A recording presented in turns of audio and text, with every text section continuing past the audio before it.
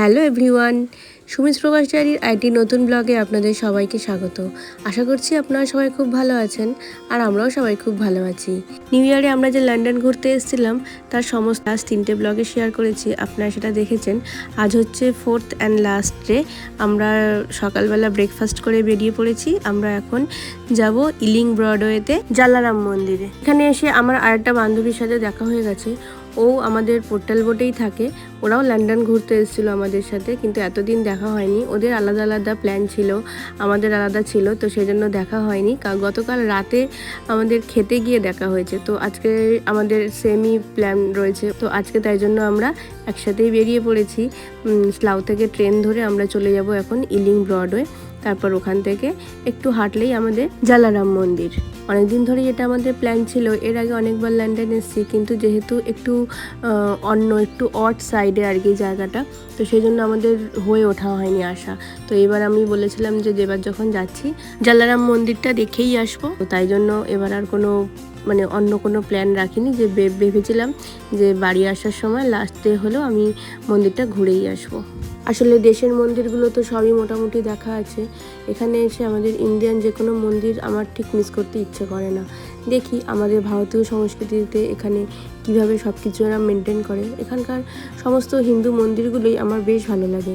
আর ইলিংয়ে নেমেই আমরা বাসে করে ডাইরেক্ট চলে গেছি জালারাম মন্দিরের কাছে। বাস থেকে নেমে ওই মিনিট 10 মতো হাঁটা। আবার তখন খুব বৃষ্টি পড়ছিল আমরা যখন নেমেছিলাম, তাই জন্য আমি পুরো ভিডিওটা করতে পারিনি। আর ওই যে আমরা মন্দিরের কাছে পৌঁছেই গেছি। মন্দিরের বাইরে থেকে মন্দিরটা দেখতে যতটা না সুন্দর, ভেতরে গিয়ে সত্যি মনটা একদম জুড়িয়ে গেল। আমি ভাবতেই পারিনি যে ভেতরে এত সুন্দর হতে পারে। আমরা যখনই ঢুকেছিলাম তখন ওখানে প্রসাদ বিতরণ শুরু হয়ে গেছিলো। তো আমরা পৌঁছতেই আমাদেরকে বললো যে তোমরা লাইনে দাঁড়িয়ে পড়ো, প্রসাদ দিচ্ছে, আগে প্রসাদটা নিয়ে নাও। তাই জন্য আমরা সবাই মিলে আগে লাইনে দাঁড়িয়ে আগে প্রসাদটা নিয়ে নিলাম। আর প্রসাদও এখানকার এত সুন্দর ছিল। প্রসাদের মধ্যে ছিল ভাত, ডাল, একটা আলু দিয়ে একটা সবজি মতো, আর গাজর ভাজা, রুটি, একটা মিষ্টি, টক দই, সিঙ্গারা আর চাটনি। আর প্রতিটা খাবারও ছিল প্রচণ্ডই টেস্টি। আমি প্রথম এই গাজর ভাজা দিয়ে রুটি খেলাম প্রসাদে। কখনো গাজরের সবজি খেয়েছি, বাট গাজর ভাজাটাও যে এত সুন্দর লাগে, বেশ ভালো। আর বাচ্চারাও বেশ দেখলাম সোনামুখ করে খেয়ে নিয়েছে। খুব সুন্দর ছিল খাবারটা। আর যদি তোমাকে আবার রিপিট নিতে হয় তাহলে আবার সেই লাইনে দাঁড়িয়ে রিপিট নিতে হবে খাবার। আর নিচে ছিল খাবারের ব্যবস্থা, আর ওপরে ছিল মন্দিরটা, যেখানে সেদিনকে ছিল হনুমান চল্লিশা পাঠ। রাজের সেটা ভীষণই প্রিয়। রাজ যেখানেই পারে হনুমান চল্লিশা যদি শুনতে পায় ও সেখানেই বসে পড়বে, এরকম ব্যাপার। এখানে এসেও তার অন্যথা হয়নি। আর ও রোজ হনুমান চল্লিশা শুনতে শুনতে ওরও পুরো হনুমান চল্লিশাটা প্রায় মুখস্থ হয়ে গেছে। আর আমরা এখানে কিছুক্ষণ বসেছিলাম, বেশ ভালো লাগছিলো। মনেই হচ্ছিল না কি বাড়ি চলে যাই, যতক্ষণ পারি মনে হয় এখানটাই বসে থাকি। যাই হোক, তবু আমাদের বাড়ি যাওয়ার তারা আমাদের ট্রেন ছিল। আর রাজকে কিছুতেই আমি ওখান থেকে ওঠাতে পারছিলাম না। রাজকে বলছিলাম চল বাবা ওঠ, আমাদের ট্রেনের সময় হয়ে যাচ্ছে, বাট রাজ কিছুতেই উঠবে না। আরেকটু করে ও প্রায় আমরা ওখানে প্রায় ঘন্টা 2 থেকে আড়াই ওখানেই আমরা কাটিয়ে দিলাম।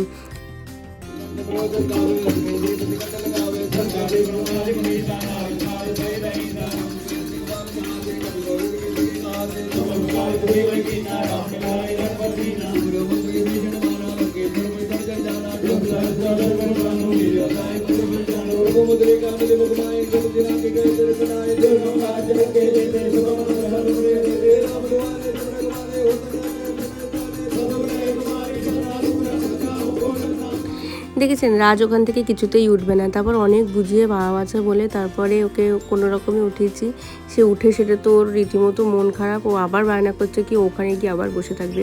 যাই হোক, তো বৃষ্টিও পড়ছে বাইরে, আমরা বেরিয়ে পড়েছি। এবার এখান থেকে আমরা চলে এসেছি ইলিং ব্রডওয়েতে। আবার সেম ইলিং ব্রডওয়ে থেকে আমরা যাব প্যাডিংটন থেকে আমরা ট্রেন ধরে যাব পোর্টাল বোট। রাজের তো প্রচণ্ডই মন খারাপ, ওকে মানানোই যাচ্ছে না, বাবার সাথেও জ্ঞান করছে। ভালো ঘুরলাম আজকের দিনটা, এত বৃষ্টি।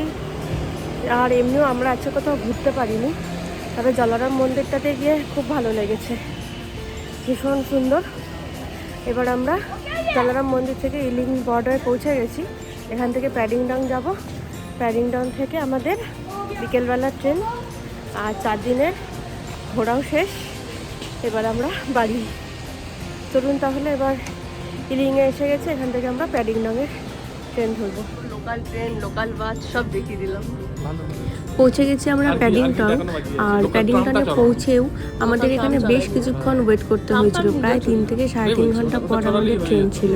তো অতক্ষণ আমাদের ওয়েট করার পরে তারপরে আমাদের ট্রেন ছিল। আমরা একটু তাড়াতাড়ি পৌঁছে গেছিলাম, যেহেতু বৃষ্টি পড়ছিল আমরা আর মন্দিরে বেশিক্ষণ ওয়েট করিনি। রাত সেই জন্য খুব বিরক্ত হয়ে গেছে, ও বলছে একটু এতক্ষণ যখন এখানে বসেই ছিলাম আর একটু ওখানে বসে থাকতে পারতাম, মানে ও চাইছিল হনুমান চল্লিশাটা আর একটু বেশিক্ষণ শুনবে আর একটু ওখানে বেশিক্ষণ বসে থাকবে। তো আমাদের ইলিং থেকেও আমাদের ট্রেনের একটা টাইম ছিল, তো সেই জন্য আমরা আর বেশিক্ষণ ওখানে ওয়েট করতে পারিনি, ট্রেন টাইমটা মিস হয়ে যাবে তাই জন্য।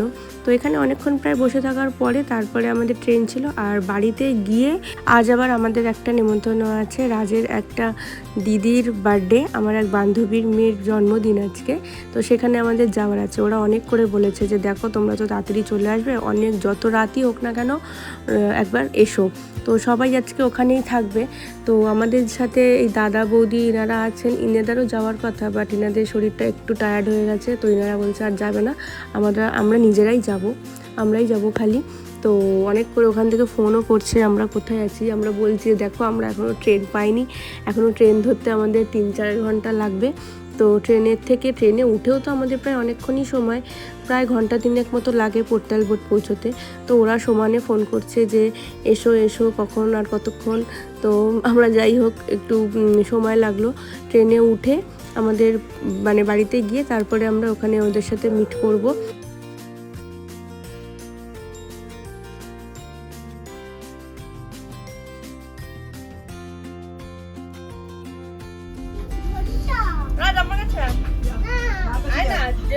আরে ফটো তুলবে তো সেই কারণে বলছে যা যা।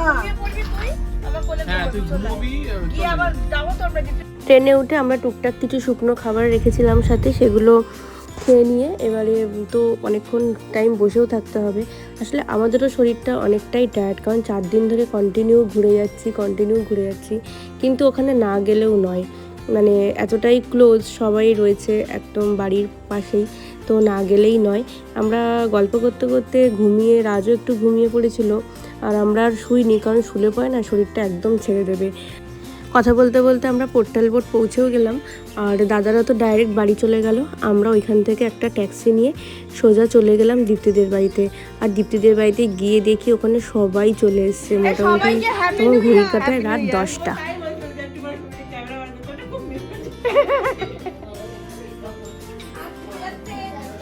কখন এসছো? মানে সন্ধ্যে 6টা। বদিকে খুব সুন্দর লাগছে।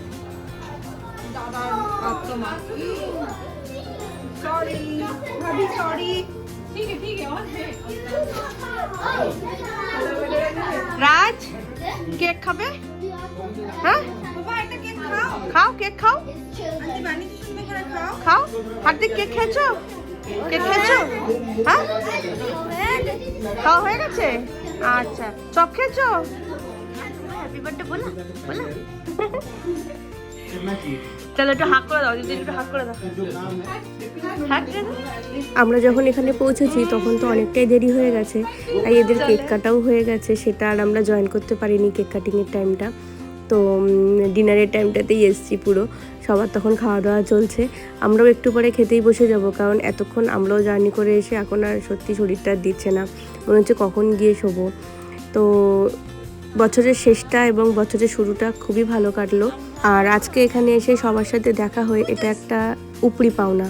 আসলে এখানে তো আত্মীয় স্বজন বন্ধু বান্ধব সেরকম কারোর সাথেই দেখা হয় না, তাই কোনো গেট টুগেদারের চেষ্টা করি সবার সাথে দেখা হলে ভালো লাগবে, সবার সাথে একটু গল্প আড্ডা হাসি, এই আর কি। এটাই তো জীবন আর কি আছে বলুন, এইটুকু নিয়েই বেঁচে থাকা আমাদের। তো চলুন তাহলে এবার আমরাও ডিনার করে এবার বেরোবো। অনেকটাই রাত হয়ে গেছে, ঘড়ির কাঁটায় দেখলাম তখন 11টা বেজে গেছে, 11:30টার কাছাকাছি। আসলে গল্প করতে করতে আর বাচ্চারা খেলতে খেলতে ঘড়ির দিকে তাকানোই হয়নি। মোটামুটি অনেকেই বেরিয়ে গেছে, এবার আমরাও একটু পরে বেরোবো। বাচ্চাদেরও একটুখানি গল্প করছে, আড্ডা দিচ্ছে, একটু ছবি তুলছে, এইসব করে আমরাও এবার বাড়ির দিকে যাব। আর সবাইকে আবার একবার হ্যাপি নিউ ইয়ার বলে দিচ্ছি, যদিও হ্যাপি নিউ ইয়ার অনেকদিন আগেই চলে গেছে, তবুও সবাই ভালো থাকবেন, সুস্থ থাকবেন। আর ব্লগটাও এবার এখানে শেষ করছি, দেখা হচ্ছে নেক্সট আর একটি ব্লগে খুব তাড়াতাড়ি। ততক্ষণ সবাই সুস্থ থাকবেন, ভালো থাকবেন, আর সবাইকে খুব ভালো রাখবেন। আজকে তাহলে আসি, দেখা হবে নতুন একটি ব্লগে খুব তাড়াতাড়ি। ততক্ষণ সবাইকে টাটা।